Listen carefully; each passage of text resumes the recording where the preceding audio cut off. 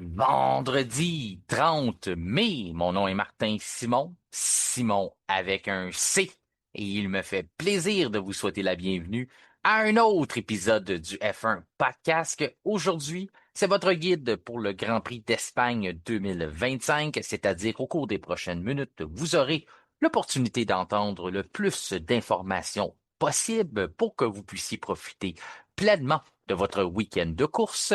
Et on débute maintenant avec l'actualité dans le monde de la Formule 1. On rejoint maintenant notre collaborateur du vendredi. Il est le descripteur analyste des courses de Formule 1 pour la GTCQ.TV. Il est aussi un pilote de la division élite dans l'écurie de nos amis, la team FSR. François Goulet, comment ça va? Ça va très bien, Martin. Merci encore de m'accueillir au podcast. Et sache que l'équipe FSR roule en fin de semaine. On a le Team Challenge. Donc, si tu veux, on en parlera un peu plus en fin d'émission. Mais je dirais aux gens, allez voir ça. Mais on a une grosse compétition qui s'en vient en fin de semaine. Très heureux d'être là.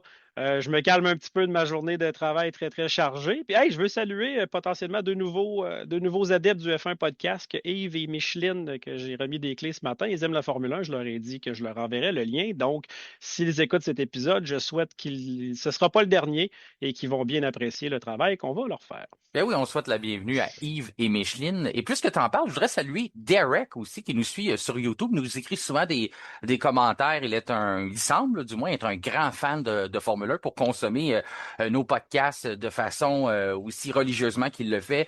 Prend toujours le temps aussi de participer à cette fameuse les algorithmes, hein, on sait, lorsqu'on laisse un commentaire, un j'aime, c'est très important. Les podcasts, c'est du contenu gratuit qu'on offre à nos auditeurs. Bien sûr, on a des commanditaires qui nous aident à le faire, mais lorsque vous nous donnez un like, un partage, un commentaire ou quoi que ce soit, c'est pas nécessairement pour nous donner de l'argent, mais ça aide à propager le Mhm. podcast, propager la bonne nouvelle et aider d'autres personnes à le découvrir, donc faire grandir la communauté du même coup. Donc, salutations à Yves, Micheline et bien sûr Derek. Un gros merci, un gros merci. Oui, un gros merci, bien sûr. Parlant de gros merci, ben, tu sais quel moment que c'est de l'épisode, hein? Faut quand même remercier et présenter ceux qui nous offrent la chance justement de continuer d'offrir du contenu gratuit à nos auditeurs, c'est-à-dire l'entreprise québécoise Descœurs Incorporée, spécialiste et leader dans le domaine de la conception d'escaliers, mais aussi la vente de matériel. Les gens qui veulent se construire eux-mêmes un escalier, corriger quelque chose, la rendre plus sécuritaire, eh bien, vous pouvez faire affaire avec Descœurs Incorporée. Si vous avez besoin de leur service sur place, ils vont vous offrir un service sur mesure et humain. En autant que vous êtes de Laval à Tremblant, vous pourrez vous offrir les services de Descœurs Incorporée. D'autres aussi qui sont des spécialistes dans leur domaine avec plus de 20 ans d'expérience, eh bien, c'est Label Haie. Label Haie, ça le dit dans le nom, ils s'occupent de faire en sorte que vos haies soient belles, mais aussi vos arbres. Donc, ils ont énormément d'expérience, ils ont des experts. Si vous voulez rendre votre cours sécuritaire, l'avant sécuritaire ou quoi que ce soit que vous avez à faire, que ce soit pour du côté esthétique ou du côté sécurité, vous pouvez faire affaire avec les experts de Label Haie. Eh bien, François, beaucoup d'actualités quand même si ça fait simplement une semaine qu'on n'a pas parlé d'F1. On parle de réglementation technique. Tu sais pourquoi Mhm. on a entouré au calendrier dès le début de la saison le Grand Prix d'Espagne. On en a parlé souvent, même si ici au F1 Podcast, on avait un peu laissé ce sujet-là de côté parce que on voulait vraiment se concentrer sur le début de la saison. On savait que ça allait venir, mais ça donnait rien de faire des suppositions puis de commencer à dire tout va être bouleversé en Espagne tant qu'on serait pas rendu là. Mais là, le jour J est apparu, là. On est là, là. Mhm. On est arrivé là. Cette nouvelle réglementation qui force les écuries à empêcher l'hyper-flexibilité des ailerons avant. On a parlé d'ailerons arrière parce qu'au début de la saison, c'est ce que la FIA avait décidé de s'acharner ou de s'occuper plutôt dès le début. Puis là, les ailerons avant, ben là, ça commence là. Qu'est-ce que ça change dans cette dynamique-là? Puis on ne sait pas encore parce que ça va prendre plus qu'un Grand Prix pour vraiment voir qu'est-ce qui va s'installer. Mais pour les gens qui seraient curieux de savoir du côté réglementation, qu'est-ce que ça change? C'est que on a enlevé 5 millimètres de tolérance sur lorsqu'on fait le test où ce qu'on dépose 100 kg de pression sur l'aileron. Ça, c'est bien sûr, c'est au niveau statique, c'est pas lorsque les voitures se déplacent. À ce moment-là, on a enlevé 5 millimètres de tolérance. Ça me donne rien de vous inonder avec tous les chiffres puis d'aller avec tout ça. Donc, gardez cette norme-là, c'est que la tolérance est moins, on tolère moins. Donc, à ce moment-là, ce que ça va changer, c'est que les écuries, ce qu'ils veulent faire, c'est qu'ils veulent aller chercher une plus grande flexibilité pour augmenter la charge aérodynamique, mais aussi diminuer la traînée lorsqu'on est en ligne droite, on n'a pas besoin d'avoir tout cet appui aérodynamique-là. Mais la flexion de l'aileron va nous empêcher de créer cette friction-là dans le vent, ce qu'on appelle la traînée. Fait que c'était un compromis, c'était du donnant-donnant des deux côtés. Donc, autant que lorsqu'on l'a de besoin, la flexibilité nous aide à prendre une plus grande charge, augmenter l'appui sur la voiture, et lorsqu'on l'a pas besoin, ben, cette fameuse flexion-là fait qu'on enlève cette traînée-là lorsqu'on l'a pas besoin. C'est un peu à l'image de où ce qu'on s'en va dans la nouvelle réglementation l'an prochain, où ce qu'on va avoir l'aérodynamisme actif. Là, on va pouvoir décider de nécessairement ouvrir ou fermer les ailerons lorsqu'on l'a besoin. Un peu comme le principe du DRS, qu'on ouvre l'aileron quand on n'a pas besoin finalement qu'elle soit efficace pour nous, puis on referme le clapet. Après ça, lorsqu'on veut tourner, c'est bien important de le refermer à temps. Vous pouvez en parler à Jack Doohan, qui a fait un test, qui a fait une démonstration pour Ouais. nous au Japon. Si ton aileron est ouvert lorsque tu décides de tourner, tu vas t'en rendre compte assez vite. Oh Si tu, oui. si tu savais pas à quoi elle servait cette grosse aileron-là à l'arrière de toi, ben, tu t'en rends compte lorsqu'elle est ouverte et tu essaies de tourner. Fait qu'en gros, c'est ça le nerf de la guerre, c'est ça la conversation au cours du week-end, c'est l'impact que ça va avoir sur le peloton. Ceux qui sont principalement visés par ça depuis le début. Je sais que j'ai eu des discussions avec certains auditeurs, puis beaucoup disent, ah, Mhm. c'est la faute à Red Bull, c'est Red Bull qui... Tu sais, ça prend toujours un méchant, là. Mais Ouais. il faut savoir que il n'y a pas juste Red Bull, il y a Ferrari aussi qui était Ouais. très actif dans ce dossier-là. Et comme je l'ai déjà expliqué, avec la nouvelle réglementation qui fait en sorte qu'on a un plafond budgétaire en F1, qu'on a une restriction sur le temps de développement, je pense que ça a toujours été pratique courante de demander à la FIA d'examiner la voiture de nos rivaux. Ça a toujours été pratique courante, là. C'est pas malheureusement Red Bull a fait des belles innovations dans le sport, mais ils ont pas Mhm. inventé ça, là. C'est pas Oh eux non. qui ont lancé ça. Puis ce que ça fait, c'est que maintenant, avec le plafond, la limitation sur le temps de développement, c'est normal pour moi de vouloir poser des questions et s'assurer que quelque chose respecte la réglementation avant de nous-mêmes investir du temps et de l'argent pour reproduire une technologie ou un avancement technologique qui pourrait servir à notre voiture. Si on dépense cet argent-là, finalement, la FIA tranche, dit non, c'est illégal. Donc, aussitôt qu'il y a une zone grise, j'ose croire qu'on va le voir de plus en plus, les écuries vouloir poser des questions concernant ça avant de s'investir là-dedans. Aujourd'hui, est-ce que c'est un coup de théâtre? Je pense que non. Mais les écuries qui ont changé leurs ailerons avant, c'est, on a Red Bull, Aston Martin, Haas, Racing Bull et Williams, mais aussi Ferrari qui a changé son aileron avant. Pourquoi McLaren et Mercedes qui se retrouvent au-dessus de la hiérarchie si on se fie au classement constructeur, ceux qui sont principalement visés par ces concepts d'aileron hyper flexibles-là n'ont pas eu de modifications à faire pour ce Grand Prix du week-end, c'est qu'on les avait déjà fait. On les a fait au Grand Prix d'Émilie-Romagne.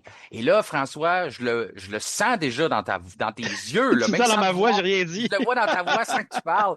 Je sais que tu te rappelles qu'au Grand Prix d'Émilie-Romagne, qu'est-ce qui est arrivé? Ben, il est arrivé que l'écart entre McLaren et Red Bull n'était plus aussi grand. Même qu'il y a eu du monde qui se demandait si on n'avait pas été obligé de porter des Ouais. modifications techniques au système de freinage. Vous rappelez le système de freinage qui aide McLaren dans le système de ventilation, qui aide McLaren à mieux gérer la température dans ses pneus, principalement à l'arrière. On pensait que c'était peut-être il y avait eu des rumeurs là, que la FIA disait ah, c'est à cause qu'on les a obligés de changer ça. Mais là qu'on sait maintenant pertinemment, qu'on a l'information qu'on n'avait pas à ce temps-là, on est en connaissance de cause, que l'aileron avant avait eu des modifications sur sa flexion, on l'a peut-être déjà ressenti cet écart de performance-là. Fait que c'est ce qu'on va voir aujourd'hui, au cours du week-end en Espagne. C'est peut-être pas aussi grand, mais ça va peut-être être une reprise un peu de ce qu'on avait déjà vu à Imola. Donc ça va être quand même intéressant, là. C'est très difficile de se prononcer là-dessus parce que lorsque tu as, admettons, McLaren et Mercedes changent leur aileron avant, mais si tout le monde change, ça peut aussi rester pareil. Donc, les écarts peuvent rester pareils tout au long du peloton. Tout le monde va dire, ah ben ça n'a rien changé. C'est pas que ça n'a rien changé, c'est que tout le monde a modifié en même temps, donc tout est resté pareil. Fait que oui, ça n'a rien changé, mais il y a eu des modifications, sauf que ça n'a pas eu l'impact qu'on s'attendait, admettons. Toi, tu sais, il y a plusieurs sujets là-dedans, il y a plusieurs Mhm. volets à ça. Premièrement, je sais que t'es pas à ta première journée à t'intéresser à la Formule 1, là. Donc pour toi, des écuries qui pointent du doigt un autre, ça t'excite pas, là, c'est pas quelque chose qui t'énerve, là, t'as déjà vu ça il y a bien longtemps, mais tu t'attends-tu à quelque chose? Toi? Penses-tu que savoir, tu sais, si on se fie plutôt, on évalue qu'est-ce qui s'est passé à Émilie-Romagne, pour toi, est-ce que c'est là qu'on le sait? Est-ce que tu penses que vraiment l'aileron a eu un impact sur les performances de McLaren en Italie? Ben, je crois pas nécessairement parce que l'échantillonnage n'est pas assez gros. Mhm. Tu sais, faut comme se fier à plusieurs types de circuits. L'Émilie-Romagne, Imola, c'est un circuit où la Red Bull semblait vraiment être à son aise, un peu comme elle l'a été à Suzuka. Évidemment, il y a eu l'effet Verstappen qui rend la voiture meilleure qu'elle peut l'être là, pour le commun des pilotes. En même temps, les McLaren n'étaient pas hyper largués, là. Lando Norris Non. a fini à 6 secondes derrière Verstappen. Donc, je pense que c'est un écart raisonnable. Fred Vasseur semblait dire que cette nouvelle réglementation d'aileron allait vraiment changer la donne. Je crois on risque de voir peut-être des différences là, à Barcelone en fin de semaine. Toutefois, ça va prendre plusieurs courses avant vraiment de savoir un peu si les forces en présence ont changé.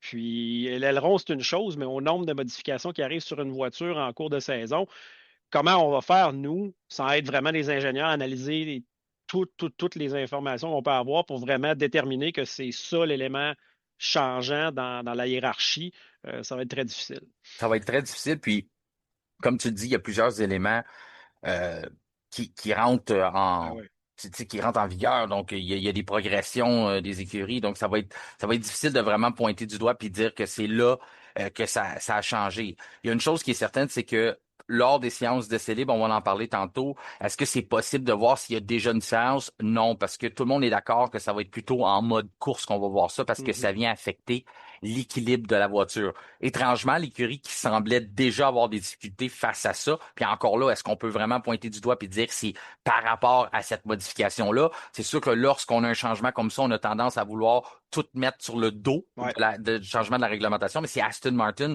depuis le début du week-end, depuis le début de la journée, on semble avoir un problème d'équilibre sur la voiture. Sauf que c'est pas la première fois qu'Aston Martin se présente dans un week-end et a des problèmes. C'est juste que là, c'est facile de dire, ah ah, c'est à cause de l'aileron avant, eux autres aussi ont eu besoin de la modifier. Fait que c'est pour ça. Fait que c'est un peu difficile de tout tirer des conclusions face à ça. Sauf que c'est vrai qu'au Grand Prix des Mini-Romaines, comme tu le dis, ça n'a pas nécessairement tout bouleversé les corps. Sauf qu'on a quand même vu que McLaren avait pas nécessairement peut-être c'est dur de dire la différence, mais avait peut-être pas la même avantage qu'on avait d'habitude. Sauf que tu te rappelleras, le vendredi, c'était pas le cas. Le Mm. samedi, c'était pas le cas, mais c'est Non. le dimanche qu'on a vu que l'écart était moins grand. Donc, ça va avec ce qu'on est en train d'expliquer, de dire c'est plus en course qu'on peut tirer des conclusions, à savoir si cette fameuse aileron hyper flexible-là, elle est encore flexible, mais moins 5 millimètres. Donc, à ce moment-là, c'est là qu'on va vraiment être capable de savoir s'il y a vraiment des différences. Donc, c'est ça. C'est que ça rend un week-end quand même assez intéressant. Beaucoup de spéculation, beaucoup d'évaluations à faire à ça. On va avoir les yeux rivés sur les voitures, mais ça va aussi se poursuivre dans les prochains Grands Prix. Comme tu dis, ça va prendre un plus gros échantillon avant qu'on puisse vraiment tirer des conclusions. Peut-être on sera même jamais capable de le faire parce que, à moins d'un changement drastique, là, une Mhm. réglementation qui, tu sais, là, pour certains s'attendaient de voir McLaren aller rejoindre Haas ou les Ah voitures à ouais, l'arrière non. Non, ça Comptez arrivera pas pas. Là. là-dessus, là. Non, non, c'est ça. Le taux est très bien équilibré pour McLaren. C'est pas juste ça. C'est sûr que ceux qui sont scrutés à la loupe en ce moment, c'est McLaren. Il y a quelques années, c'était Red Bull. Avant, C'est c'était ça. Mercedes. À chaque fois qu'il y a quelque chose sur une voiture qui semble les avantager, que ce soit le mini DRS, je fais des guillemets avec mes doigts, ou le DAS, tu te rappelles du DAS, le Ben oui, système de pour redresser Mercedes. les roues de Mercedes qu'on avait vu, je pense, c'était à Spielberg la première fois. Donc, tu sais, là, les gens vont scruter à la loupe les écuries qui vont dominer. On n'entend jamais parler de quelqu'un qui espionne les Steak Sauber, là, parce que je pense pas qu'il y ait quelque chose à aller chercher là. Et leur temps est précieux, mais oui, tout le monde va scruter à la loupe, mais on ne peut pas vraiment pointer du doigt l'aileron. On a hâte de voir si ça va faire une différence. Mais en même temps, comme tu dis, les écuries qui gagnent des courses en ce moment, on va dire McLaren et d'autres là, comme Mercedes, ont déjà fait ce changement-là, Émilie-Romagne. Donc, ils n'ont pas ce changement-là à faire là et ils ont gagné dans dans un circuit à Monaco la semaine dernière. à la régulière. Donc, l'auto risque d'être très bien là, à Barcelone, un circuit justement qui est plus conventionnel avec des gommes de pneus conventionnelles qu'on va reparler plus tard. Ah, exactement. Parce que c'est ça. Émilie-Romagne, on pouvait peut-être évaluer à une certaine égard de dire, OK, l'aileron est moins efficace, donc peut-être que ça a eu un rapport avec les performances. Monaco, ben non, ça, c'est pas un endroit où ce qu'on va assez vite justement pour avoir cette flexion-là sur l'aileron. Ensuite, lorsqu'on arrive justement à un endroit comme Espagne, encore là, Espagne, il faut être prudent parce que les caractéristiques se prêtent quand même bien à la Red Bull, mais aussi à l'effet Verstappen. C'est Mhm. un secteur, c'est un circuit conventionnel, on peut dire ça parce que Mhm. c'est un vieux circuit quand même, il date depuis 1993, sa présence sur le calendrier de F1. C'est le genre de circuit que Verstappen aime, c'est le genre de circuit où ce que justement ses qualités de pilote peuvent ressortir et venir faire la différence avec tous ces virages rapides-là. Puis c'est en même temps aussi un circuit où ce que les virages-là ne viennent pas affecter la conception de sa voiture, la RB21. Donc, ça se peut que les écarts soient plus près au cours du week-end, mais ça ne veut pas nécessairement dire encore là que c'est tout ça par rapport aux ailerons. Une chose est sûre, je pense que qu'est-ce qui va faire du bien, c'est que si on peut enlever ce sujet-là, le tasser de côté, qu'on arrête d'en parler, puis qu'on se concentre sur les performances en piste, puis qu'on arrête de toujours pointer du doigt, de dire, ah, c'est à cause de ci, c'est à cause de ça, c'est à cause de ça, que tout le monde est sur un pied d'égalité, tout le monde a la même technologie, ben, pas la même technologie, parce qu'on n'arrivera jamais à ça en F1, sinon ça serait plate, mais de savoir qu'on joue à terrain, à jeu égal là-dessus, puis qu'après ça, ben, le reste, ben, le meilleur peut l'emporter, que ce soit au niveau de l'ingénierie, au niveau des équipes, puis au niveau du pilotage. Autre réglementation technique qui n'a pas été modifiée, mais qu'on vérifie. Tu te rappelles ces fameux incendies-là qui... Ah, Ouais, c'est ça. C'était les incendies japonais. les incendies japonais. On en avait vu aussi la saison d'avant. J'essaie de me rappeler c'est où qu'on voyait les incendies dans le gazon, l'herbe longue qui avait pas été vraiment. On n'avait pas passé on aurait eu besoin de faire affaire de faire affaire avec la belle, même Ouais. s'ils coupent pas les gazons, là, mais faire un peu d'entretien sur le terrain puis toutes ces choses-là, parce que on voyait à certains endroits qu'on avait un peu de laisser aller. Puis là, ce qui arrive, c'est que ces fameux patins en titanium-là, qui sont sous les voitures, là, les patins qui sont là pour protéger les pilotes à place que ce soit le fond plat qui prenne le coup et que ça aille directement dans le fessier des pilotes. Et à ce moment-là, ce qu'on fait, c'est qu'on met les patins en titanium. C'est ça, c'est là qu'on vérifie l'usure des voitures. On a déjà eu des disqualifications par rapport à ça, puisqu'on tolère pas Mhm. plus qu'un millimètre d'usure lors d'un Grand Prix. C'est un sujet qu'on a déjà abordé en long et en large dans les épisodes précédents du F1 podcast.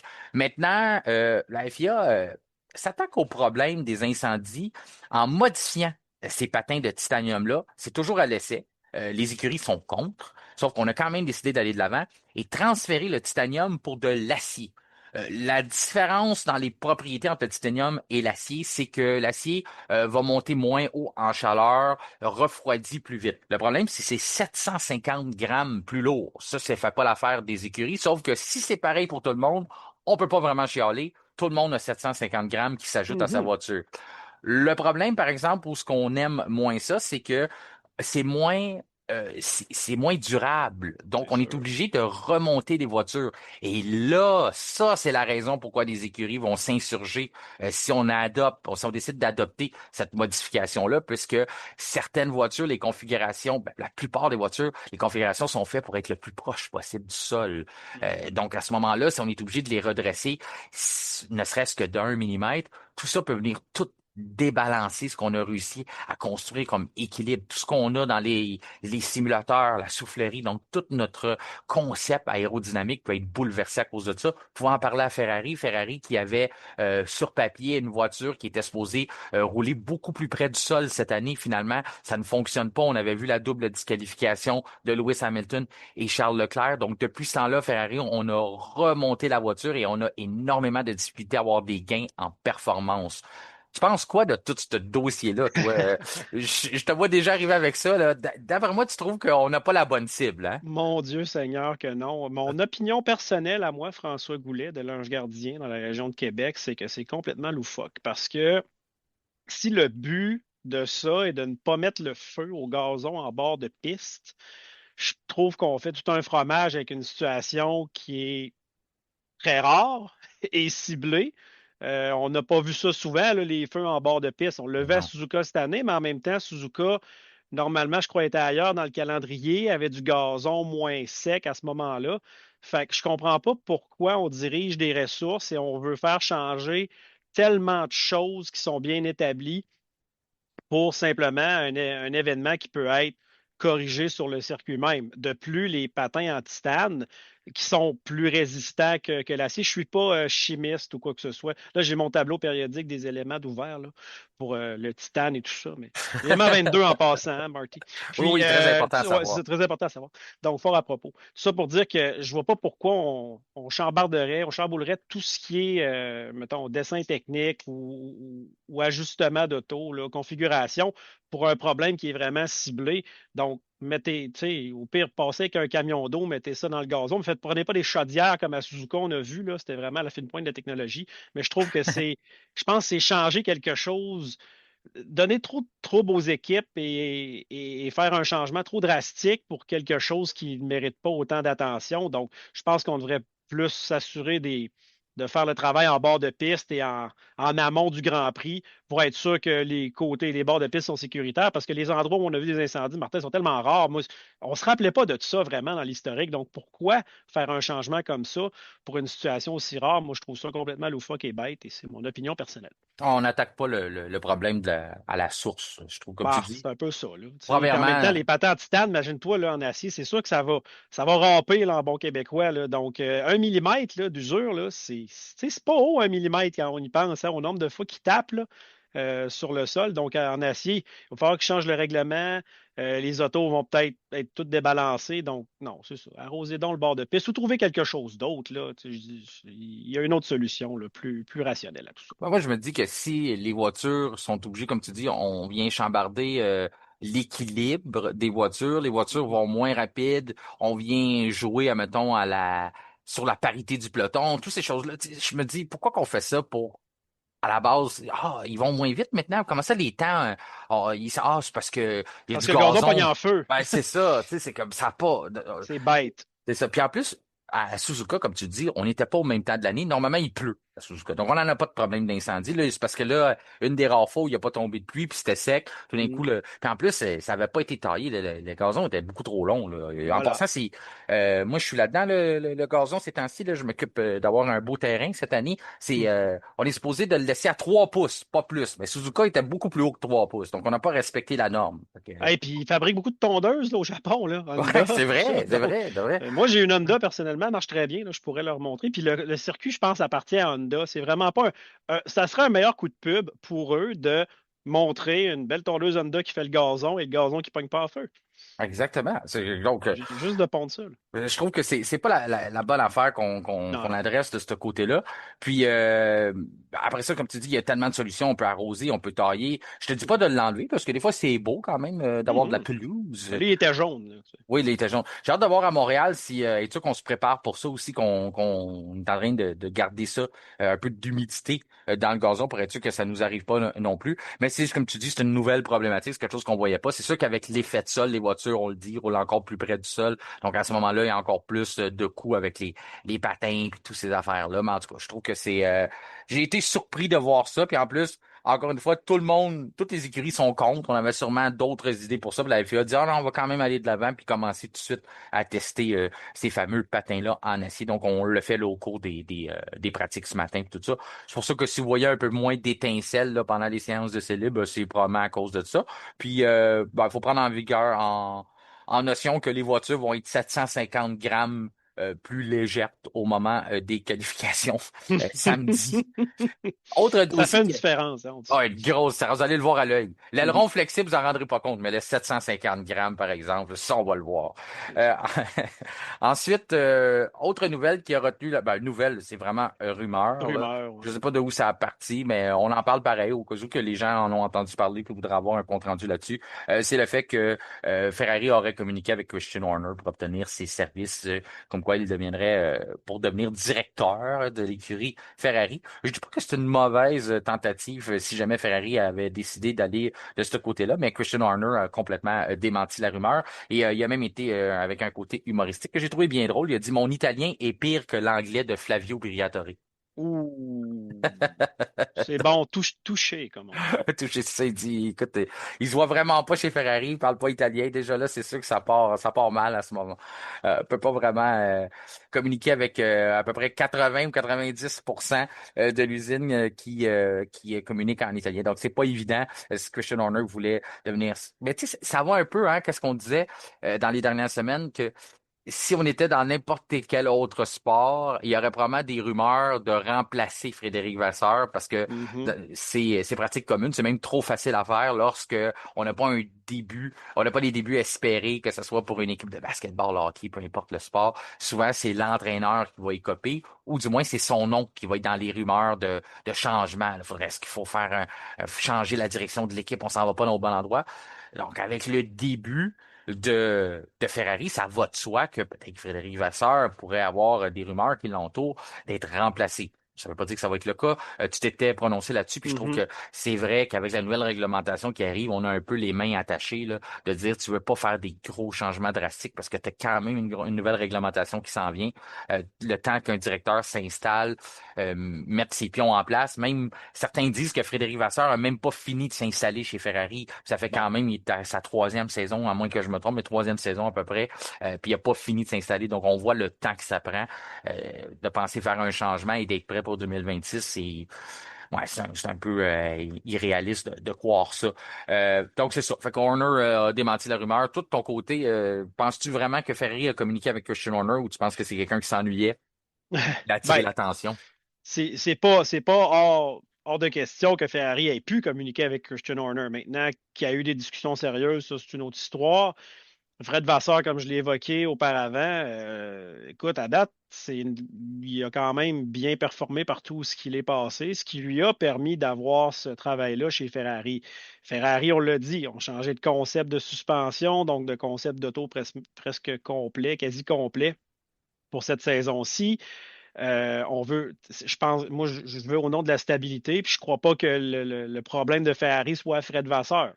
Et en même temps, je l'avais parlé de Jean Todt à l'époque. Ça avait été long avec qu'il commence à remporter des championnats. Je pense que lui faire confiance euh, a été la bonne décision. Ils ont fini puis ils ont gagné 5 championnats consécutifs avec Michael Schumacher de 2000 à 2004. Donc, je pense que Fred Vasseur mérite de passer un peu plus de temps là. Là, maintenant, c'est de savoir est-ce que Christian Horner va démentir ça. Mais Christian Horner est chez Red Bull. Red Bull, c'est l'écurie qui est en train de perdre ses pions. On est d'accord qu'ils ont perdu de gros joueurs clés. Qu'est-ce qui arrive à Red Bull? C'est exemple, un Verstappen s'en va. Là, maintenant qu'on a perdu Adrian Newey et d'autres gros noms là, à travers les années, la voiture performe encore, mais là, Honda s'en va l'année prochaine comme motoriste. Donc, est-ce que les écuries vont voir ça comme étant une occasion peut-être de mettre la main sur Christian Horner? Parce que si le bateau commence à prendre l'eau, aussi bien sauter avant qu'il coule. Donc, peut-être qu'eux autres, ils se sont dit, bon, on va tenter notre chance avec Horner. On pense qu'il pourrait faire un meilleur travail que Fred Vasseur. Mais moi, je n'ai pas eu la confirmation que c'est arrivé ou pas, mais ça pourrait être une motivation de la part des autres équipes d'aller approcher un directeur d'équipe comme Horner, parce qu'Horner, clairement, moi, fait du bon travail depuis qu'il est là chez Red Bull. Il est là depuis le début. Donc, l'an prochain, il va être révélateur de beaucoup, beaucoup de choses. Donc, je serai patient. Puis j'ai l'impression qu'il y a beaucoup d'équipes qui vont rester là, au statu quo en termes de direction, là, peut-être pour encore un bon 2 ans, le temps de se mettre en place, là, 2026, 2027. 21 ans en poste en tant que Ouais. directeur d'écurie dans n'importe quel sport, là. Pensez à ça, là. Il a Être en, commencé à quel âge? 31? 31, oui, 33? Quelque il était chose dans comme la ça? trentaine, oui, Oh, il c'était le plus était jeune jeune. trentaine. On n'avait jamais vu ça. Donc, d'être encore là, c'est quelque chose, comme je vous dis, dans n'importe quel sport, n'importe quelle discipline. Tu sais, lorsque j'entends tu sais, il y a beaucoup de gens qui sont critiques envers Christian Horner. Moi, pour moi, il y a un leadership irréprochable. Même si dans les dernières années, on a entendu des critiques, mais lorsque ça fait 20 ans que tu es en place, c'est sûr que des fois, il y a des gens qui vont être échaudés ou à longue, ton message, ça se peut qu'il ne passe plus. Tu sais, c'est pratique courante dans le sport qu'on dit, ah, le message ne passait plus. Il a perdu son vestiaire.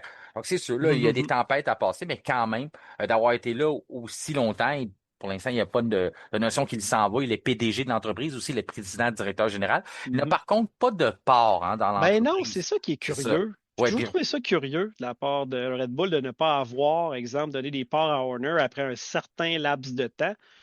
Donc, ouais, 31 ans qu'il avait quand il a commencé. 31 ans, c'est ça. Fait que c'est sûr que pour Ferrari, euh, Ferrari n'aurait pas l'intention, ne donne pas de part à leur directeur, là, puis il Hmm. serait probablement pas Non. président, directeur général non plus de Ferrari. Donc, qu'est-ce qu'on pourrait lui offrir pour s'en venir? C'est sûr que si tu essaies d'aller chercher un gars comme Toto Wolff, c'est différent. Lui, il est propriétaire, Ouais. il est un des actionnaires de l'entreprise, de l'écurie Mercedes. Donc, ça, c'est différent, là. Tu peux pas aller le chercher. Mais un gars comme Horner, comme on le dit, est PDG, mais n'a pas de part. Donc, ça pourrait être une alternative si on réussit à le rapatrier. Mais comme il dit, il ne parle pas italien, puis il est très bien chez Red Bull. Et ça, j'ai pas de misère à le croire il a les taureaux tatoués sur le Ouais. cœur. Tu m'as Il gagne entendu beaucoup parler? d'argent par année, hein, soit dit en passant. 8 Oui, millions de livres sterling, son salaire à Christian Horner.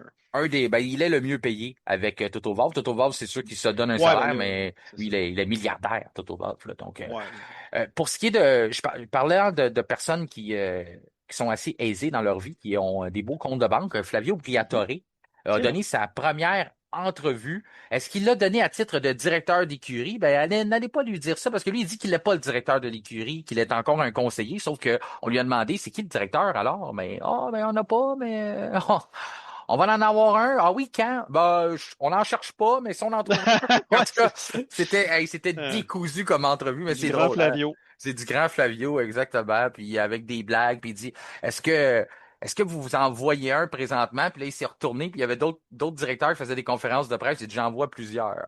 Ouais, c'est ça, choqué. Ouais. Ouais, Fait que c'est disons que bien de le c'était, voir convoité. c'est ça. Disons qu'il y avait, c'était une entrevue qui était parfois au premier degré, au deuxième degré, puis des fois, on était quasiment rendu au 10e degré. Donc, c'était dur à suivre, mais c'était divertissant. A répondu, du moins, que il aime beaucoup Franco Colapinto. Ça, c'est ce qu'on a pu lire, mais ça peut changer très vite, hein. On peut être dans les bonnes grâces de Flavio et être très rapidement de l'autre côté de la clôture. Mais il a dit qu'il voulait laisser des chances à Franco Colapinto de s'établir. Il pense qu'il a du talent, qu'il est bon et qu'il faut lui laisser du temps. Donc ça va encore à l'encontre de ce qu'on avait eu dans la publication d'Alpine qui disait que ce serait un essai de 5 Grands Prix. Flavio continue de réitérer comme quoi que il sera là longtemps et on veut laisser du temps à Franco Colapinto. Toi, selon toi, est-ce que tu penses que c'est Flavio le directeur de l'écurie ou c'est pas Flavio le directeur d'Alpine? Ben là, à l'heure où je te parle, c'est lui. C'est ça. Mais c'est de savoir aussi, je pense qu'on parlait l'autre fois, tu sais, les fameux, le plafond budgétaire, les salaires qui sont inclus, pas inclus. Donc, Flavio n'était pas sur la feuille de paye de Alpine, à ce qu'on sache. Il est Là, pas s'il est. supposé. Ouais, il est OK, pas puis supposé. s'il est directeur d'écurie, il le devient, j'imagine? Ça dépend parce qu'on a une allocation de trois personnes dans le personnel, bien C'est sûr, les ça. pilotes, qu'on peut mettre comme étant des personnes clés qui ne comptent Hmm. pas sur le salaire. C'est un peu comme ce que Red Bull fait avec Dr. Helmut Marko, qui est un Ben oui. employé de l'entreprise Red Bull et non de Red Bull Racing. J'ai pas la confirmation, mais j'ai l'impression qu'on fait la même chose avec Flavio. Flavio est un conseiller de l'entreprise Alpine et non de l'écurie. Ben Donc, il n'est oui. pas nécessairement. Fait que c'est bon le point que t'emmènes que là, si on le rentre dans un poste de directeur, ben là, on va être obligé de le mettre dans ces trois allocations-là. Là. On n'aura pas Voilà. le choix de le mettre à l'abri du plafond budgétaire. Puis il est déjà à l'abri sans prendre un de ces trois allocations-là. C'est ça. Est-ce Donc, que le salaire d'Oliver Oak a été payé en entier et compte là-dedans? Celui qui est plus employé, est-ce qu'il l'enlève de ça? C'est tellement des questions techniques que, écoute, j'ai pas la réponse à ça. mais même Je la pense que FIA, je pense, le sait pas des fois. ah, c'est ça, c'est C'est très dur tellement de faire complexe. c'est ça, de faire la police de ça. Donc, en ce moment, par intérim aussi, c'est une chose. S'il est directeur par intérim, par obligation, tu sais, il y a des circonstances atténuantes là-dedans, mais Flavio Briatore, au jour le jour, s'occupe de l'écurie alpine, là, donc qu'il ne soit pas payé par les, tu sais, qu'il ne soit pas dans le salaire de l'écurie ou dans un des trois salaires normalement qui serait comme exempt, là. Exempt, on va dire exempt d'impôt, là, comme ceux des pilotes. Oui. Non, exempt du plafond budgétaire, ben, en tout cas, c'est très curieux. Mais oui, en ce moment, c'est lui qui fait la pluie et le beau temps. Là, sinon, je vois pas personne d'autre. Là. Donc, je pense que c'est tout à son avantage de trouver quelqu'un, mais ça prend quelqu'un de compétent.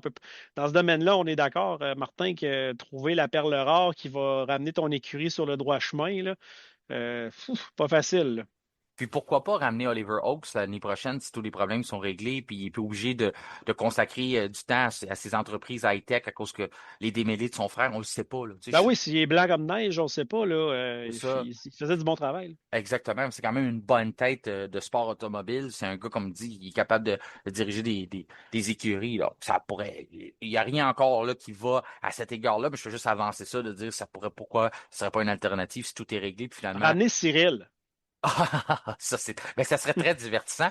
Je Ah pense oui. que c'est Netflix serait même prêt à y payer une partie de son salaire pour le ramener. Là. On parle bien de Ouais. Cyril Abitboul, Ouais, Abitboul. Abitboul, qui était le directeur de l'écurie Renault, là, dans le temps qu'on Mm. était encore en jaune. Parlant de Renault, justement, maintenant, on les connaît sous le nom Alpine. C'est Tout à la fait. division sport de l'écurie Renault, qui célèbre son 70e anniversaire. Donc, si vous vous demandez pourquoi Franco Colapinto ainsi que Pierre Gasly seront vêtus de blanc, des très belles combinaisons, aux couleurs un peu plus de la France, du blanc, du bleu, du rouge. Et c'est ça, c'est pour commémorer le 70e anniversaire d'Alpine au cours du week-end. On n'a pas fait de livrée spéciale, c'est un peu dommage. J'aurais aimé ça voir quelque chose de spécial peut-être sur la voiture. On est allé avec des combinaisons. Par contre, Stack, Kick, Sauber a une voiture qu'on peut dire pixelisée parce que Kick, qui est un de leurs commanditaires aussi, un de leurs commanditaires principaux, Mhm. c'est une plateforme de streaming. Comment qu'on dit streaming en français? As-tu un mot français pour ça? Ah, mon Dieu. Je sais que tu utilises ce mot-là, toi aussi, sûrement. Ben oui, en fait, c'est totalement facile de l'utiliser en anglais, mais c'est de la diffusion en direct, là, tout simplement, Diffusion là. en direct, ouais, c'est très beau, c'est ça. Ben, pour Ouais. les gens avaient sûrement compris, mais on aime ça des Je fois. pense que c'est de la web diffusion. La web diffusion, Je ben, c'est sais ça. pas trop. C'est une Écoute, plateforme comme Twitch, là, Kick. Fait que ouais, exactement. Exactement. Fait qu'on a décidé de mettre la voiture, disons qu'il faut être attentif avec les yeux, là. Si vous voulez la voir, on l'a mis sur le site, sur la page Facebook du F1 Podcast. Et d'ailleurs, si vous voulez avoir plus d'informations là, sur la réglementation technique du week-end et les nouveaux tests qui sont faits par la FIA, eh bien, on a un texte que j'ai moi-même fait là, sur la page du F1 Podcast qui est disponible là, pour la nouvelle réglementation. Donc, si vous voulez en savoir un peu plus là-dessus, je vous invite bien sûr à aller voir notre page Facebook, à mettre une mention j'aime, mais aussi à vous abonner à notre page et à nous suivre religieusement, comme Mhm. plusieurs de nos auditeurs le font maintenant. On est plus de 11 000 maintenant à le faire, à tous les semaines de venir jeter un petit coup d'œil à notre page. Eh bien, François, c'est ce qui conclut notre bloc d'actualité. Maintenant, on peut se lancer dans la journée de vendredi qui avait lieu sur le circuit de Barcelone-Catalogne. Allons-y.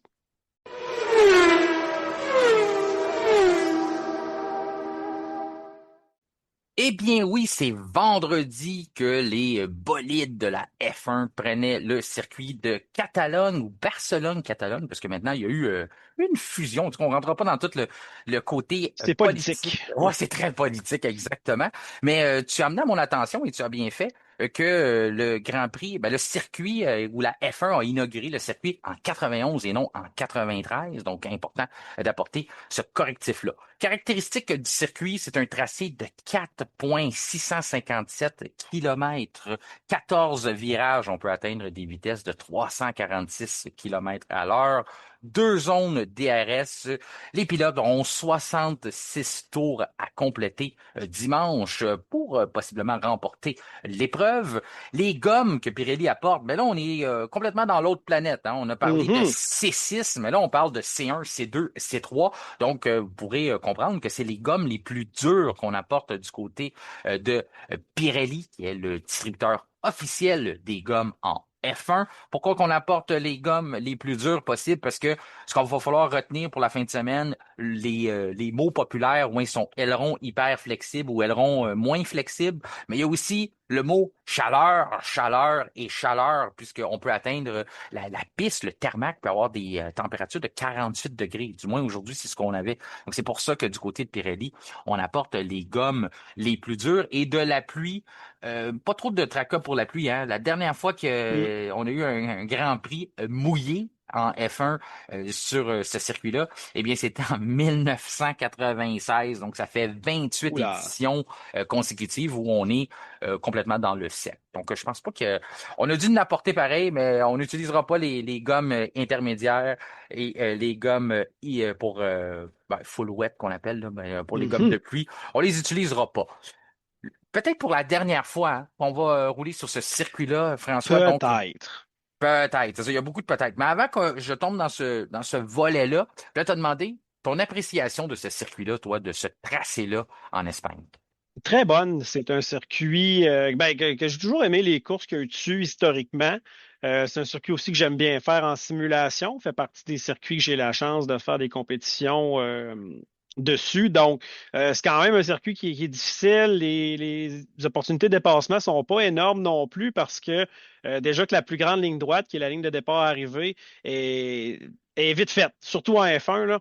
Mhm. Donc, mais maintenant, avec la modification qu'ils ont faite à la dernière chicane, on a plus de risques de voir les dépassements.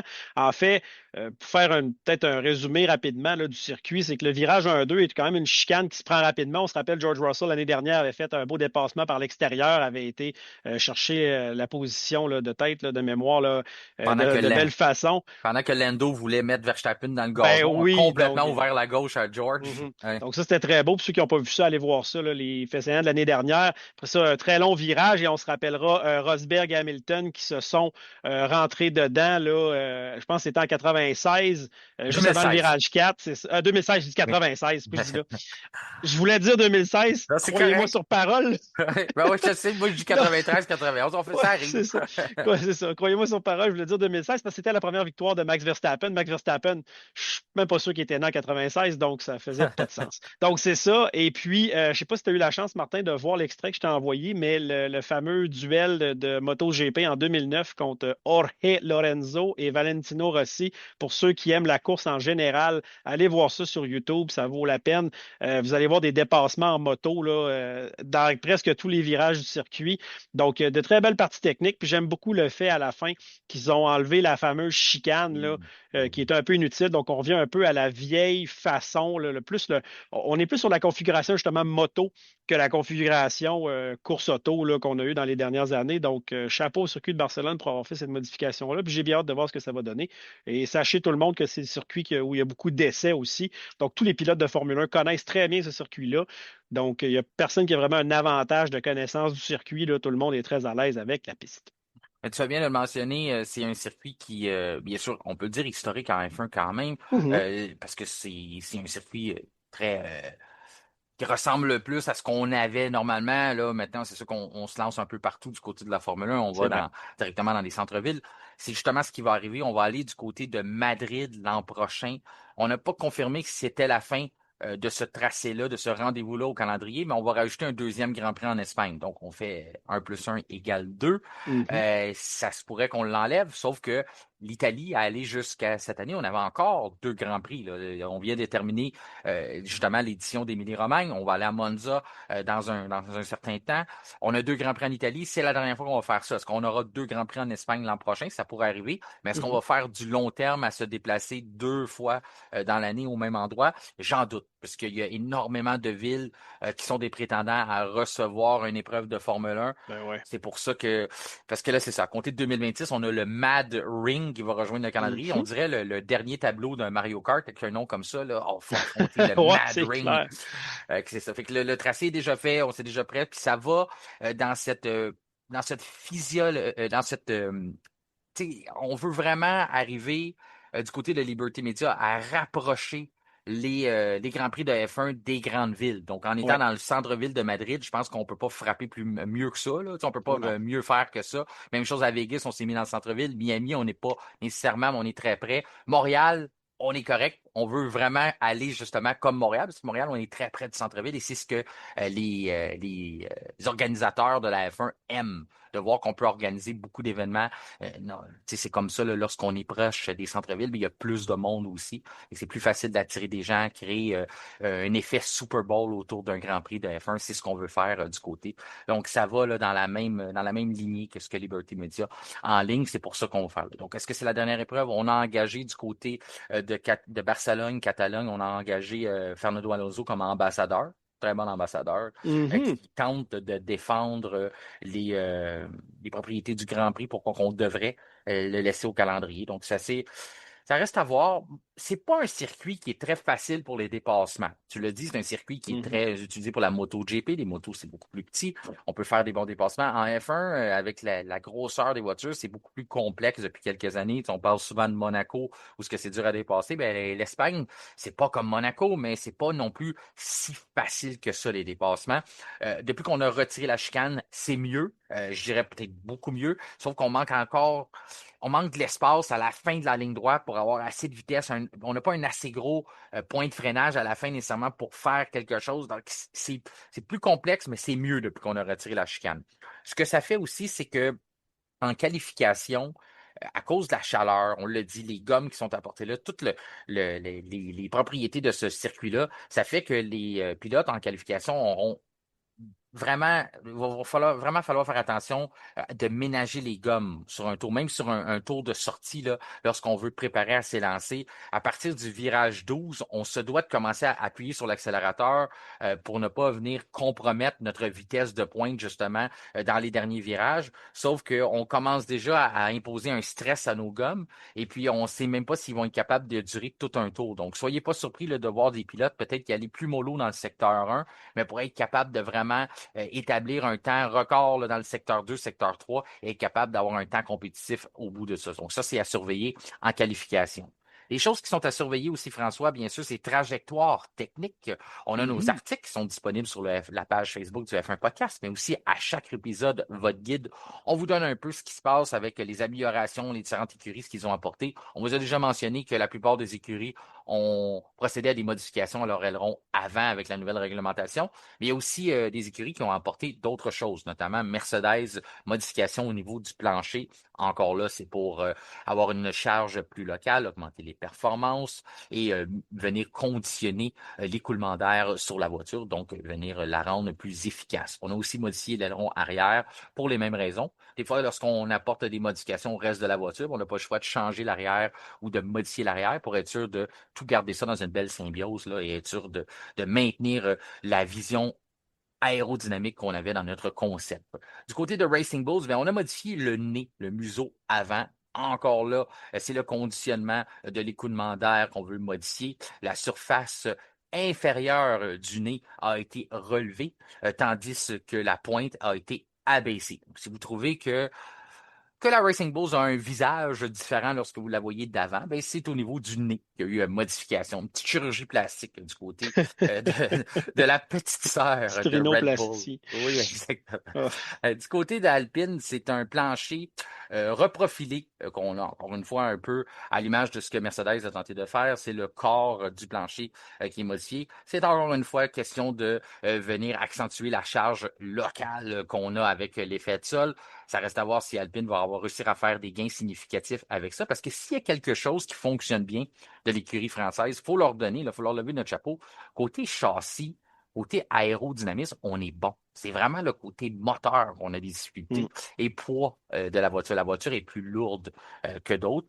Et donc, mais c'est quand même intéressant ce qu'on réussit à faire du côté d'Alpine quand on sait qu'on a on peut avoir un handicap côté motorisation qu'on l'aura probablement plus la saison prochaine avec le Mercedes, mais Non. quand même, ça laisse croire qu'on pourrait envisager qu'on pourrait avoir une belle progression l'an prochain si on continue de bien réussir à faire nos choses, nos châssis, toutes ces choses-là, tout ce qui n'est pas motorisation. On parlait de Stack F1. Stack Mhm. F1, qu'on appelle kick au cours du week-end, parce que ça, c'est une question avec les lois sur le Ouais, gambling, hein? tout ça, ouais. C'est ça, Stack, c'est une compagnie de gambling. Mhm. Donc, à certains endroits, c'est illégal. On ne peut pas mentionner une compagnie, on ne peut pas faire de la publicité, un peu comme la loi anti-tabac Ouais. qu'on a à plusieurs endroits dans le monde. Donc, c'est pour ça qu'on change de nom, puis à certains endroits, on s'appelle Kick F1, et c'est pour ça qu'on en a profité pour faire cette livrée-là qu'on vous parlait en début d'épisode, une livrée spéciale pour l'entreprise Kick. Mais on a modifié beaucoup de choses aussi. Puis ça, c'est intéressant lorsqu'on est la dernière écurie, la dernière voiture. On a travaillé beaucoup nos arrêts au puits, hein, qui était une faiblesse dans la dernière année. On voit que Jonathan Whitley est arrivé là. Jonathan Whitley qui était chez Red Bull, qui est un as pour contrôler, gérer ces arrêts au puits-là, qu'il est le nouveau directeur d'écurie. Mais je suis content de voir aussi qu'on apporte des modifications. Donc, le corps de plancher, même chose, on a modifié ça. On veut accentué de la charge sur la voiture, plus d'appui aérodynamique.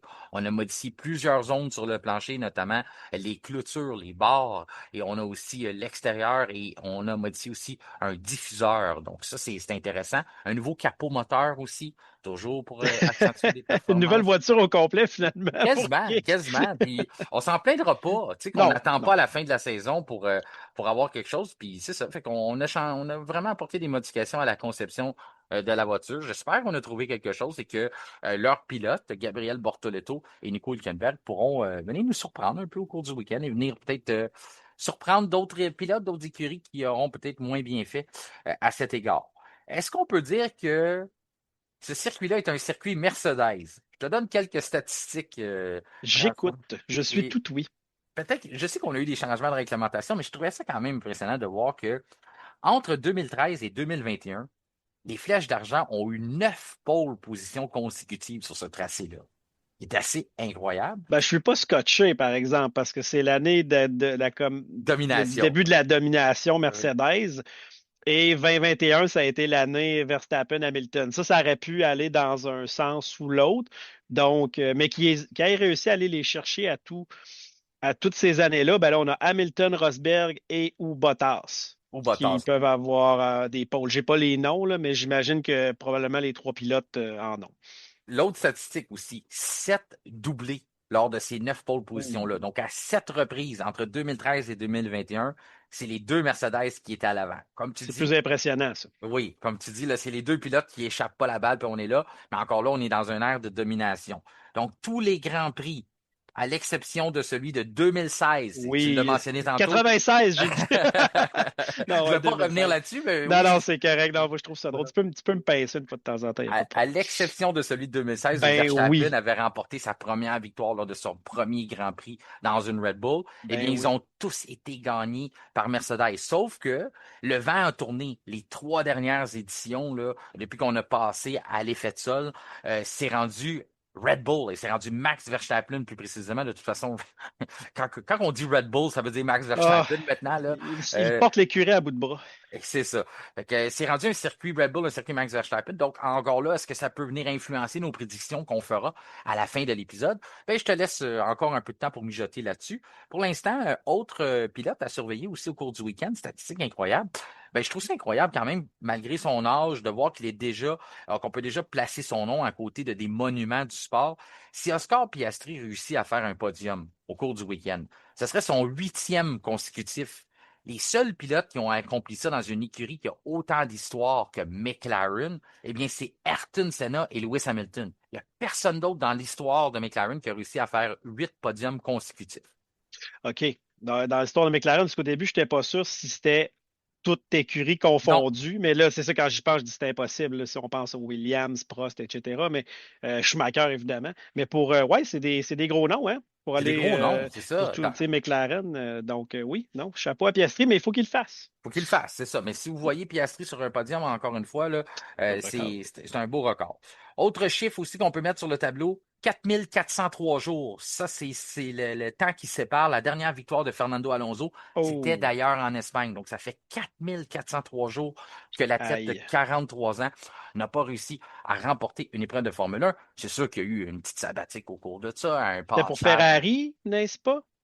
Oh, mais là, tu m'en poses une bonne. 4 403 jours, on retourne en arrière. Oui, j'imagine que ça Je se... pense que c'était lorsqu'il était avec Ferrari.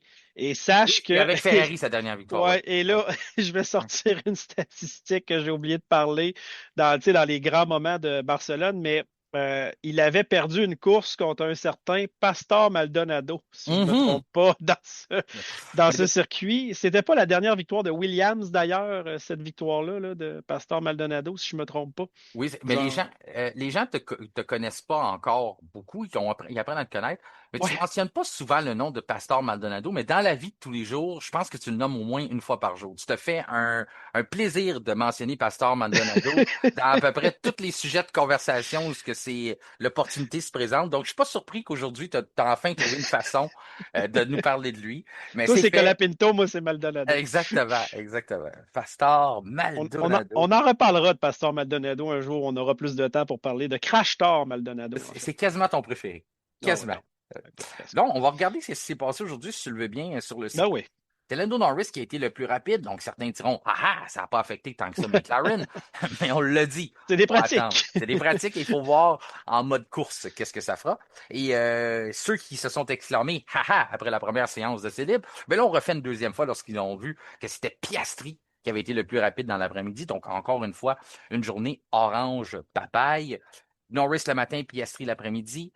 Devant George Russell, les écarts sont de un peu plus de 2 dixièmes entre la première et la deuxième position. Mhm. Ensuite, Max Verstappen, qui avait été le deuxième dans la session, dans la première séance de libre, est arrivé troisième dans l'après-midi. L'après-midi, toujours plus représentatif. Le soleil, comment il se positionne, la température de piste, ça va ressembler aux conditions qu'on aura lors de la séance de qualification, mais aussi la course. Lando Norris, quatrième de son côté, Charles Leclerc, cinquième. As-tu été surpris?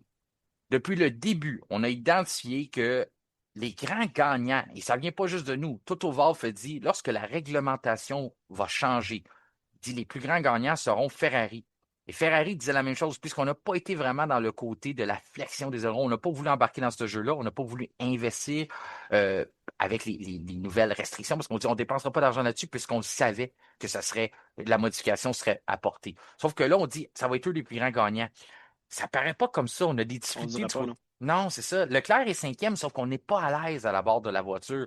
Est-ce que tu es surpris de ça, déçu ou tu sais, il est Ben, encore tôt dans le week-end, mais quand même qu'on voit qu'on n'a pas de. Tu sais, Monaco, ça a bien été, mais c'est un circuit là, puis là, on arrive dans un mhm. circuit rapide avec des caractéristiques de course, des caractéristiques qu'on va revoir au cours de la saison. On n'est pas capable de trouver quelque chose, de se mettre à l'aise avec nos voitures. Ben, voyons voir en qualif, hein, parce que, tu sais, Mhm. comme on dit, c'est de la pratique, donc on ne sait pas. Ben, eux, ils ont fait, je crois, 33 tours au total là, avec Charles Leclerc. Hamilton en aurait fait 29. Tu sais, ils sont à une demi-seconde très exactement on va dire du temps, je ne dis pas de la pole, mais du temps le plus rapide. D'ailleurs, Verstappen et Norris sont exactement le même temps, hein, dans le plus Exactement, rapide. ça. Fait que ça, Donc c'est révélateur quand même. Ouais. c'est ça. Fait que c'est de voir un peu en qualif où Charles Leclerc va se placer, parce que, exemple, ils ont probablement essayé des trucs différents, peut-être un type de gomme différente. Malheureusement, je n'ai pas gardé le fait de ça. Mais écoute, cinquième, c'est là où on a vu la Ferrari plus ou moins depuis le début de la saison en Mhm. moyenne. Cinquième, on n'est pas scotché de ça. Hamilton en onzième, ben, eux, ils se promènent là un peu aussi depuis Oui. le début de la saison. Donc, c'est statu quo encore une fois là, pour Ferrari. Donc, je vais plus avoir un portrait là, global après la qualif. Après, ben, je pense que c'est ça, c'est plus prudent. Mhm. Sauf que lorsqu'on regarde, qu'on porte attention aux commentaires des pilotes, c'était compliqué. Mais on le sait, des écuries, des grandes écuries comme ça, on a les moyens de retourner une situation et d'aller dans une autre lignée, une autre trajectoire technique, pour prendre nos termes à nous, Oui, tout à fait, hein. autre trajectoire, puis de trouver une belle évolution. C'est ce qu'on voit avec Red Bull. On vous l'avait expliqué, Red Bull n'a plus confiance à sa simulation, à tout ce qu'on est capable de préparer nos prévisions envers un Grand Prix. Donc, on prend la journée de vendredi, on envoie ça à l'usine, comme tout le monde le fait d'ailleurs, sauf que Mhm. le travail chez Red Bull commence vraiment là. C'est pour ça qu'on voit des gros écarts normalement entre le vendredi et le samedi. Sauf que là, lorsqu'on regarde les gains qu'on a réussi à faire dans les dernières semaines sont supérieurs à l'écart qu'on a présentement. Donc, on pourrait envisager que Red Bull pourrait quand même être prétendant, c'est sûr qu'avec Verstappen, mais avoir une bonne voiture compétitive au cours du week-end parce que les gains que normalement on réussit à faire dans la nuit de vendredi à samedi sont assez gros. Donc, ce petit 3 dixièmes-là pourrait très bien tomber. On sait aussi le niveau de carburant, toutes ces choses-là. Donc, il ne faut pas compter pour battu Red Bull. Il ne faut pas compter pour battu Mercedes non plus, qui semblait, là, avec ces évolutions-là qu'on a apportées. Et on veut aussi rebondir du week-end difficile à Monaco là, qu'on a eu, on peut dire, qualifié de pris dans le trafic là, du côté des flèches d'argent. Oui. Là, on a été coincés derrière Racing Bulls et Williams tout au long du week-end. Ensuite, sixième Antonelli qui fait bien, c'est un circuit qu'il connaît bien, a eu des moments difficiles en Formule 2 la saison dernière lorsqu'il s'est présenté sur ce circuit-là, mais avait quand même eu des beaux résultats dans le karting, tout ça. Comme tu le dis, là, c'est un endroit que tous les pilotes connaissent. Donc, on est Mhm. capable de, c'est pas, on est en terrain connu. Un qui est en terrain connu, bien sûr, c'est Fernando Alonso, septième à bord de sa Aston Martin. Je trouve que c'est un beau résultat du vendredi pour Alonso, qui semble trouver Encore un tir, tu parlais que Verstappen tient l'écurie à bout de bras. Même si c'est Stroll qui marque les points, on voit qu'Alonso fait énormément de travail. Il veut trouver des solutions. Il s'est pas simplement dit, il s'est pas mis en mode on préparera l'an prochain puis on est des touristes cette année. Il veut, la priorité pour lui, c'est marquer des points. Et quel meilleur endroit que le Ah, faire devant ses partisans, là. Il y a pas mieux que ça. On lui souhaite, en tout cas, hein. Il est très malchanceux.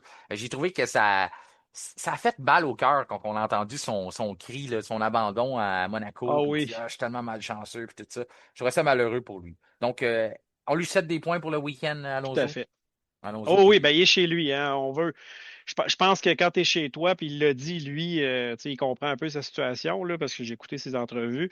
Mais quand tu es chez toi, tu es devant tes amis, ta famille, que ce soit dans les puits ou dans les gradins, là, ce sont ses mots. Donc, il veut bien performer.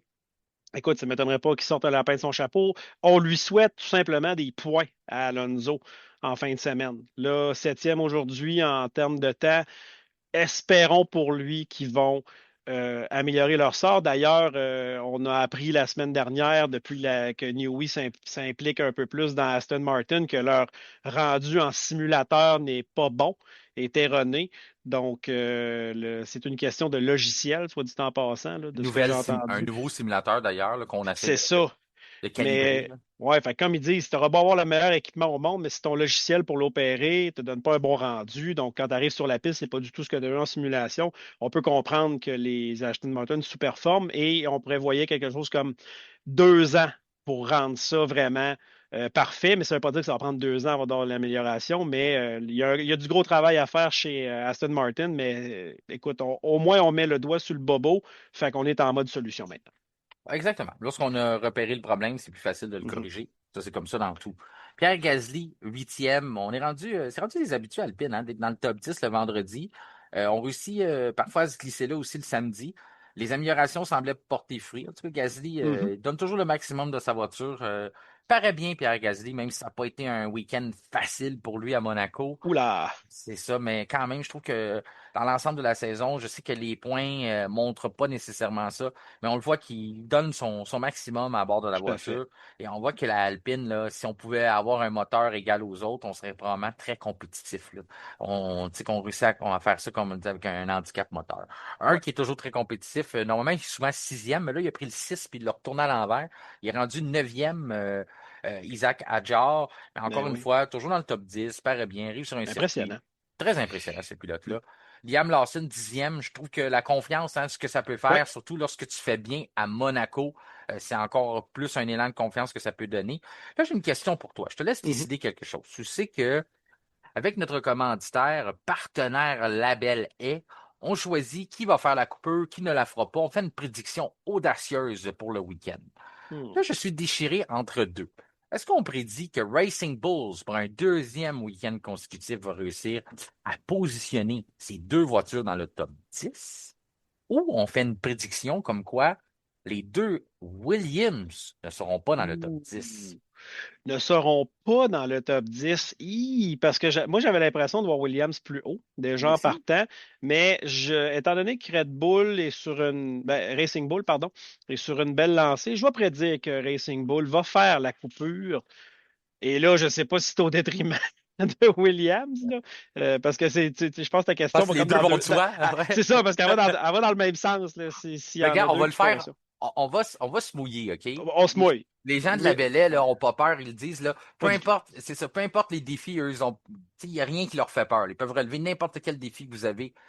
Donc, on va y aller comme ça. On n'aura pas peur. On va dire que la coupure label est, c'est Adjar et Lawson dans les deux Racing Bulls vont passer le top 10 et par le fait même vont expulser Carlos Sainz et Albon du top 10. Secondé. Good, on y va avec ça. Donc, on C'est pourra bon. savoir lundi. Jusqu'à maintenant, on a une note parfaite. Hein? J'ai dit même, je C'est parlais un petit.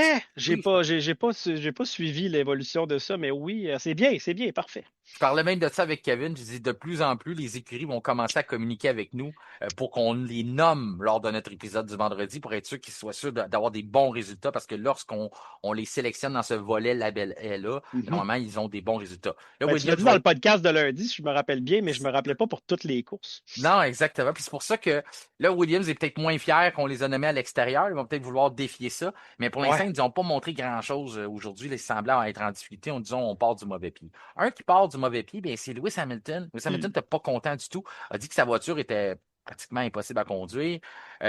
Trouvait que... Mais ça, on entend souvent ça avec Lewis Hamilton. Ça ne veut pas dire que c'est catastrophique non plus, mais le ballon de la voiture, puis ça peut être lié juste aux pneus. Si les gommes ne tiennent pas, si on n'a pas trouvé encore la bonne façon de mettre les pneus dans la bonne température, mais de les faire durer, à ce moment-là, on peut avoir l'impression qu'il y a un déséquilibre dans la voiture. C'est peut-être ce qu'il y avait du côté d'Hamilton. Mais comme tu as dit, 11e, 12e, ça commence à être pas mal où ce qui nous habitue là, de tourner aux alentours de ça. Non seulement le vendredi, mais parfois c'est même le samedi qu'il se ramasse là. Ça faisait 2 séances de qualification consécutives avant Monaco. Monaco, ça a été sauvé. Mais les 2 Grands Prix avant, il s'était qualifié 12e à 2 reprises, en espérant que ce ne soit pas la même situation pour lui ici en Espagne. Parce que le circuit d'Espagne, là, c'est un circuit Lewis Hamilton. Là. Normalement, il a beaucoup de succès là-dessus, il le maîtrise. Donc, c'est pour ça que j'ai été surpris aujourd'hui de ne pas le voir mieux faire. T'attendais-tu à mieux ou toi aussi, c'est un gars qui se cherche présentement et il est dans une écurie qui se cherche aussi. Donc, les deux vont de soi, là. Ah, je m'attendais à mieux de Lewis Hamilton, Mhm. puis je ne perds pas espoir là, qu'il va nous montrer d'amélioration au courant des prochaines semaines, peut-être des prochains jours. Hülkenberg, 12e, ça me surprend pas. Il tire toujours le mieux de sa voiture. Non, hein? Mais Tsunoda, 13e. Ouf, ça fait mal. Ça fait mal, hein? Ça Ouais. commence.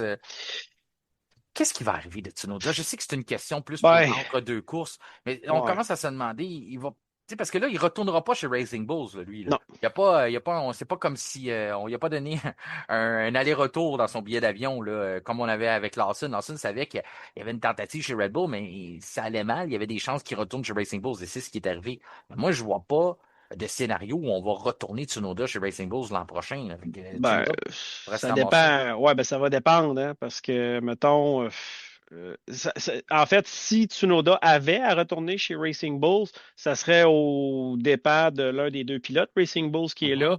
Et entre toi et moi, en ce moment, ça serait Lawson. Fait que je pense que ça va être un choix entre Tsunoda et Lawson, peut-être l'année prochaine, parce que qu'est-ce qu'ils vont faire avec Adjar? Est-ce qu'ils vont le monter tout de suite dans Red Bull et peut-être le gâcher?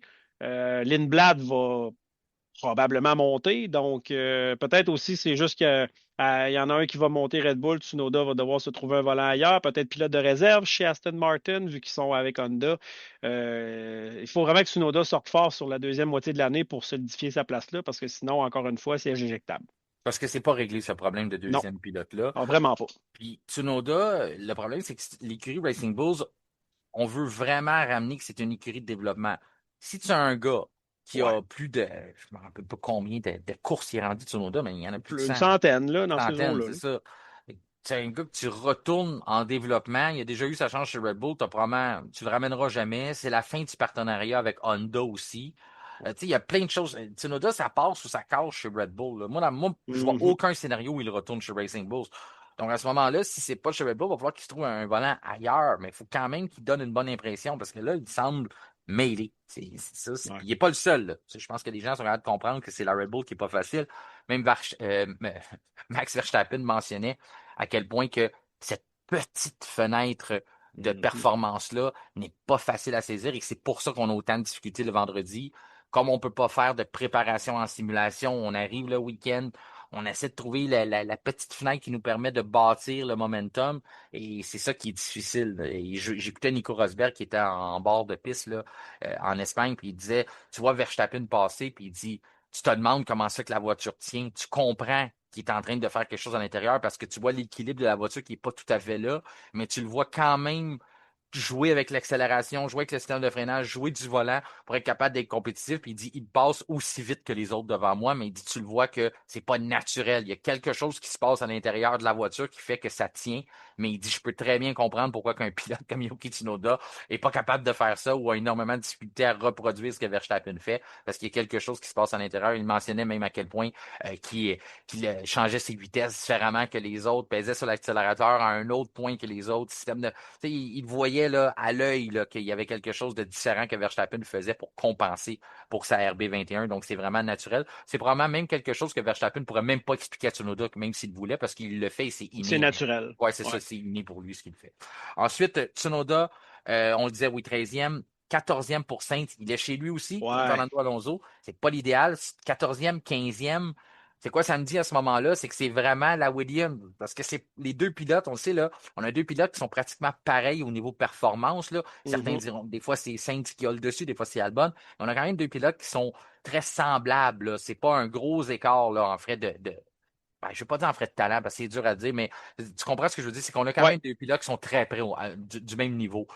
Du côté de Saints, ça arrive 14e, Albon est 15e. Oui, on est juste vendredi, mais ça donne quand même une bonne lecture que c'est probablement le maximum que la voiture peut faire. Lorsqu'on a un pilote qui est 5e, l'autre 18e, là, on se dit, OK, ouais, il y en a un qui fait bien, puis l'autre fait moins bien, un peu comme on voit chez Red Bull. Sauf que là, les deux sont vraiment à la fin du peloton, sont sur le seuil de se retrouver exclu en Q1, là, de Ben ne pas oui. passer en Q2. C'est pour ça que notre prédiction labellait, comme quoi les deux Williams pourraient se retrouver à l'extérieur. Là. Lorsqu'on voit ça, même si on dit on prend ça avec un grain de sel, ce qui se passe le vendredi, quand même quelque chose d'alarmant là, présentement chez Williams. Tout à fait. Puis pourtant, Williams a monté des Oui, belles performances dans les courses précédentes. Donc, euh, écoute, je leur souhaite qu'ils aillent rouler avec on va dire, le réservoir plein et pour essayer de faire des essais sur on va dire, un long relais. Mais Carlos Sainz, je lui souhaite une belle performance chez lui. On souhaite toujours du succès à Williams. On aime les pilotes, on aime l'écurie. Mais clairement, aujourd'hui, pratique, on ne prendra pas nécessairement ça à 100% pour de l'argent, mais je les aurais attendus un peu plus haut. Mais oublie pas, hein, quand ils sont plus hauts, il y en a d'autres qui sont plus bas. Fait que, c'est ça. inexorablement, on souhaite du succès à bien des gens, mais il va toujours en avoir des gagnants et des perdants. Il y en a juste 10 qui peuvent faire le top 10. Bingo. Ensuite, 16e pour Stroll, Hmm, journée à oublier parce que il était vraiment pas content avec la voiture, on l'a dit. Est-ce que c'est en lien avec l'aileron qu'on a été obligé de modifier à l'avant? L'équilibre de la voiture, ça tenait pas du tout. Il a ramené la voiture au pli, puis il a sorti de l'auto pendant les essais. C'est quand même rare qu'on voit ça, là. Normalement, on est capable de faire des ouais. modifications, mais lui il est complètement sorti de l'auto. Ça veut dire qu'on l'a dit, c'est assez. Vous en avez pour longtemps, les gars, parce qu'il n'y a rien qui marche dans cette auto-là. On part du mauvais pied du côté de Lance Stroll, mais du côté d'Alonso, ça allait bien. Ensuite, Bortoletto est 17e, 18e pour Esteban Ocon. Oliver Burman a eu une petite erreur, pas ben oui, une sortie de piste, mais a réussi à éviter les clôtures. Quand même Mhm. bien. Sauf qu'il a endommagé le sol de sa voiture, le fond plat. Et à ce OK. moment-là, ce qu'on est obligé de faire, de changer le plancher, ça demande une grosse Hmm. modification en pleine séance d'essai libre. Donc, c'est venu vraiment nuire à sa journée. Quand même réussi à compléter 20 tours, mais a perdu énormément de temps pour ça. Donc, allons voir si ça pourrait créer des précédents sur sa journée de samedi. Un qui a fait attention de ne rien Ben accrocher, mais oui. il n'a pas été très rapide. C'est Franco Colapinto. On l'a dit, des fois, on préfère peut-être le voir dernier que de le voir dans le mur. Sauf que sur un circuit où que les murs sont quand même assez loin, il va falloir qu'il augmente le rythme un peu. Il va falloir qu'il nous montre, parce que Jack Doohan n'a pas eu un gros passage, là, un gros début en F1, mais 20e, on le voyait quand même pas souvent là. Il réussissait quand même à se démarquer des autres. Donc, c'est pas idéal pour ce début de week-end-là de Franco Colapinto, mais la voiture est intacte en un morceau. Ouais, Le ramener avec 4 roues. Il faut quand même prendre le positif. Il ne reste que quelques minutes, François, ça passe extrêmement vite, on a beaucoup de tout à fait. plaisir. Ta prédiction pour le week-end, qui décroche la pole position en Espagne, peut-être pour la dernière fois sur ce site. Je vais mettre Piastri. Oh, c'est Il va beau. rebondir parce que là, il sent la soupe chaude avec Norris qui arrive derrière lui. Là. Je vais dire Piastri, suivi de son coéquipier Norris. Je vais mettre un Russell en troisième et un Verstappen en quatrième. Mais pourquoi pas je vais mettre quoi? Je vais mettre un Hadjar en cinquième. Ah, c'est beau, c'est Ah, beau. Leclerc va faire une erreur puis il va se faire passer par Hadjar. Euh, Moi, je vais y aller avec Lando Norris, qui avait eu la pole l'an dernier. Mhm. Non, j'y vais avec Max Verstappen. J'ai tellement de misère à aller contre lui sur un circuit comme ça, a gagné les 3 derniers Grands Prix. J'ai l'impression que c'est Max Verstappen qui va sortir un lapin de son chapeau. Je sais que Allons-y. j'ai tellement de misère à aller contre lui parce que je m'en veux. Si c'est lui qui prend la pole, après ça, je me dis, tu le savais, pourquoi t'as pas pris? J'aime mieux pas m'en vouloir, j'aime mieux me tromper que m'en vouloir. Donc, je vais C'est y aller avec correct. Ah, ouais. Max Verstappen en pole pour le week-end en Espagne. Encore une fois, François, un gros merci de Ça fait t'être plaisir. prêté au jeu avec moi aujourd'hui, de essayer de faire des analyses, essayer de voir ce qu'on a pu déceler, mais surtout faire un tour de l'actualité. Ça, c'est toujours plaisant. Et mettre surtout les gens à jour qui ont un emploi du temps, un horaire occupé, qui n'ont pas nécessairement tout le temps là, dédié à la Formule 1 pour savoir tout ce qui se passe. Donc, ils écoutent notre épisode. Ils reposent sur nous pour se placer devant leur téléviseur samedi ou dimanche et être à jour dans les informations qu'on a pu leur fournir. Donc, merci beaucoup, François, et je te souhaite un excellent week-end de course. Ça fait plaisir. N'oubliez pas, GTRLQ sur Facebook, toutes les informations pour la course d'en fin de semaine. Ou sinon, Gouletski, GOULETZKY sur Twitch. Twitch, et on appelle ça comment dans ce temps-là? Du stream en français? C'est de la diffusion en direct. Diffusion en direct GTRLQ sur leur chaîne Twitch. Oui, non, en fait, allez sur Twitch ou allez sur GTRLQ sur Facebook, vous allez voir parce que c'est diffusé à plein d'endroits, L'endroit. beaucoup d'épreuves. C'est vraiment un gros tournoi de course automobile en simulation. Puis là, on va pouvoir voir François Goulet en Oui, action, c'est on ça? est là avec deux coéquipiers, Steve Morin et Alex Crête. Est-ce que Pascal Loyer-Durand sera en action aussi? C'est notre chef d'équipe, mais il n'est pas en action. Il va superviser le tout de sa chaise de Grand Manitou. Ah, OK, c'est ça, parce que les gens le connaissent bien. Le Oui, signaleur officiel du F1 Podcast, notre collaborateur, Pascal Loyer-Durand. Donc, c'est un rendez-vous. Allez rejoindre et voir François Goulet en action ce week-end. Entre deux manches du Grand Prix d'Espagne, c'est toujours intéressant de les voir performer. Donc, bonne chance à vous. Bonne chance merci, à bonne toi, fin de François. semaine. Merci. Au revoir. C'est ce qui complète notre épisode du vendredi 30 mai. Notre prochain rendez-vous sera lundi avec notre retour sur le week-end en Espagne. Et d'ici là, je vous invite à nous rejoindre sur les différents réseaux sociaux, notamment sur Facebook, Instagram ainsi que X-Twitter, et à vous abonner à nos chaînes Spotify et YouTube et activer la petite cloche, question de recevoir une notification lors de la publication des nouveaux épisodes. Mon nom est Martin Simon, Simon avec un C. Je vous remercie de faire confiance au F1 Podcast et je vous souhaite un excellent week-end de course.